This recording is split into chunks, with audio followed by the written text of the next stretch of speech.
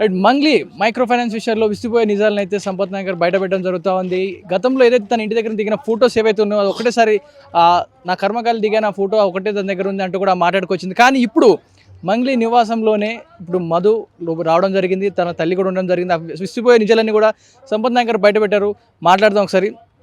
ఏం చెప్తారు ఇప్పుడు? గతంలో ఇప్పుడు నిన్న కూడా ఒక లెటర్ రిలీజ్ చేసింది, నాకే పాపం తెలియదు, సత్యమేవ జయతే అని మాట్లాడింది. ఇప్పుడు ఏం చెప్తారు వీటి గురించి? ఇవాళ మంగ్లీ గారు ఎంత శుద్ధపూజ మాటలు మాట్లాడిందంటే ఆ శుద్ధపూజలకు నేను ఒకటే చెప్తున్నాను చాలా క్లియర్గా. ఇవాళ బాధితుల పక్షాన బలంగా నిలబడ్డం. ఇవాళ 2 రాష్ట్ర ప్రభుత్వాలు కూడా, ఇవాళ ఈ రాష్ట్ర ప్రభుత్వం మొన్న ఈఓడబ్ల్యూ పోలీసు వాళ్ళు కూడా చాలా సత్వర న్యాయం గురించి ఏదైతే ఉందో, ఇప్పటి వరకు 9 మంది చనిపోయారు, 2 హాస్పిటల్లో పాయిజన్ తీసుకొని కూడా ఉన్నారు. ఇలా మంగ్లీ గారు అన్నారు కేవలం నేను ఒకటే ఒక ఫోటో దిగిన పాపానికి ఇదంతా జరిగిందన్నారు. వాళ్ళ శివ చౌహాన్ కూడా చాలా మాట్లాడుతున్నాడు. మరి ఇప్పటిది 2వ ఫోటో ఎవరిదమ్మా మంగ్లీ? నువ్వు చెప్పాలి కదా ఈ ఫోటో ఎవరిది? నేను ఇంకొక వీడియో కూడా రిలీజ్ చేయబోతున్నాను. కేవలం ఆ బిల్డింగ్ దగ్గర ఉన్న కాడిది ఒకే ఒక ఫోటో మాత్రమే అది వచ్చింది. ఇది 2వ ఫోటో.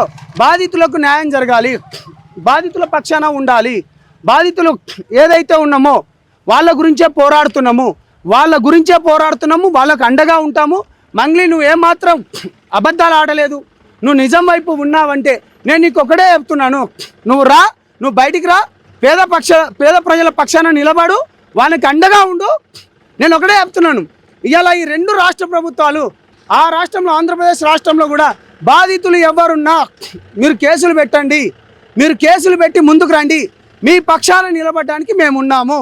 ఇవాళ నువ్వు ఏదేదైతున్నావో మేము కావాలని ఎక్కడ ఎవరిపైన నిందారోపణలు వేయటం లేదు. ఇంతకుముందు మీకు ఒక వీడియో కూడా రిలీజ్ చేసినాము.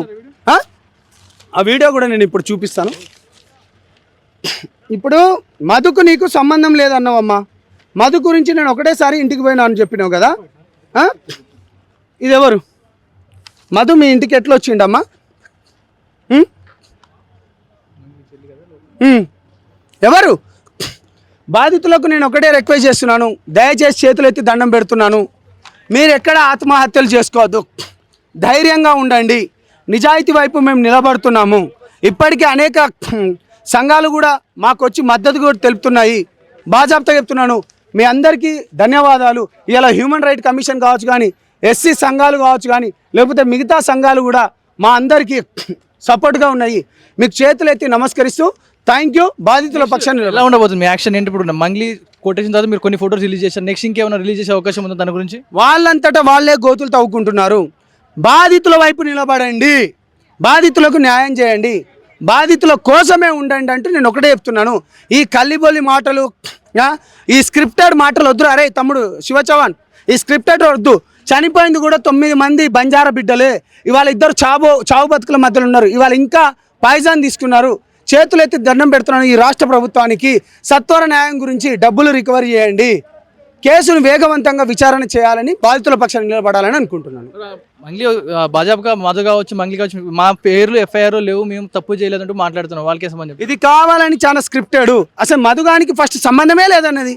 మరి మధుగాన్తో సంబంధం ఉన్న ఫోటోలు బయటకు వచ్చినాయి, వీడియోలు బయటకు వచ్చినాయి, మధుగాన్తో సంబంధం ఉన్న ఫోటోలు వచ్చినాయి, వీడియోలు కూడా బయటకు వచ్చినాయి, అన్నీ వచ్చినాయి.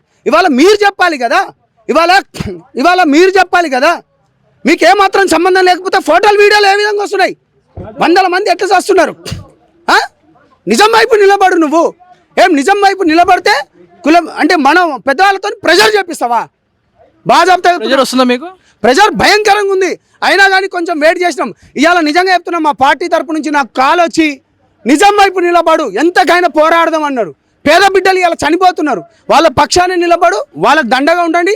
ఇలా ఆంధ్రప్రదేశ్లో కూడా ఎవరెవరైతే మోసపోయినారో మీరు అందరు కేసులు పెట్టండి, మీ వైపు మేము ఉన్నాము, మీరు ధైర్యంగా ఉండండి, ఎవరు కూడా చావవద్దని తెలియజేసుకుంటూ నేను మీ సంపత్ నాయక్ని దయచేసి నేను ఒకటే రిక్వెస్ట్ చేస్తున్నాను, ఈ 2 రాష్ట్ర ప్రభుత్వాలకు సత్వర న్యాయం గురించి వేగవంతమైన చర్యలు తీసుకోండి, ఇది ఒకటే తెలియజేస్తున్నాను. థ్యాంక్ యూ మిత్రులారా.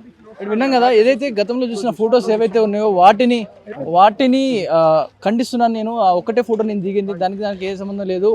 ఒక ఎమ్మెల్యే ఫంక్షన్ నుంచి రిటర్న్ ఇంటికి వెళ్ళేటప్పుడు తన ఇంటి దగ్గరికి వెళ్ళి ఒక ఫోటో దిగడం జరిగింది. అంత మించి తాడికి మధుకి నాకు ఎలాంటి సంబంధం లేదు అంటే ఒక లేఖను రిలీజ్ చేయడం జరిగింది. ఇటు మంగ్లీ తమ్ముడు కూడా మాట్లాడుతూ మాపై ఎఫ్ఐఆర్లు ఎలాంటి పేర్లు లేవు, అతనికి మాకు ఎలాంటి సంబంధం లేదు, గతంలో ఏదైతే రియల్ ఎస్టేట్ సంస్థ ఓపెనింగ్కి వెళ్ళాను, అతను తీసుకొచ్చి ఇంటి దగ్గర డ్రాప్ చేసినప్పుడు దిగిన ఫోటోలు ఇవి, మిగతా మాకు ఏ సంబంధం లేదంటూ మాట్లాడారు. కానీ ఇప్పుడు మంగ్లీ ఇంట్లో నివాసంలో ఉన్న వీడియో ఒకటి రిలీజ్ ఉంది. ఇటు ఇంద్రావతి చౌహాన్ లోపల ఇదే డైనింగ్ ఏరియాలో నిలబడడం జరిగింది. ఇటు మధుకి ఆపోజిట్గా మంగ్లీ తల్లి కూర్చొని మాట్లాడుతోంది. మరి ఇది ఏ సందర్భంలో? నిజంగా ఇంట్లోకి వివాహం గురించి పిలిచి మాట్లాడుతున్న సందర్భంలోనే మధు ఇంట్లోకి వచ్చి మాట్లాడుతున్న సందర్భం ఏ సందర్భంలో? మరి మధు ఏకంగా ఇంటికే వచ్చాడు, ఇంట్లోనే కూర్చున్నాడు, తల్లితో మాట్లాడుతున్నాడు. అటు మంగ్లీ చెల్లి ఆ వీడియోలో చూస్తూ ఉంది.